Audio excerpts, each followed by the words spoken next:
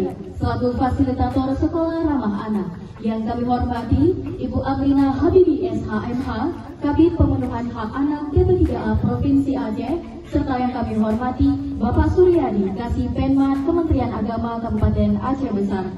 Dan yang kami hormati juga Ibu Naswati selaku Kepala MIM 27 Aceh Besar. Assalamualaikum. Jara 12 atuh jumlah. Jara lun 10 ni atuh ule.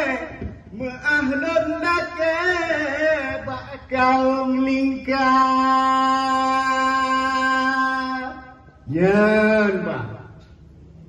Assalamualaikum, selamat datang tim verifikasi Lembaga Penyedia Layanan Ramah Anak atau singkatannya LPLRA.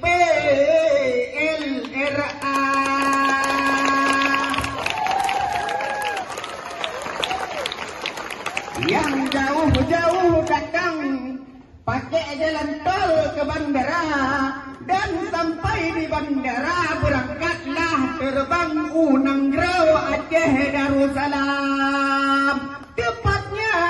Tepatnya di MIN 27 Aceh Besar.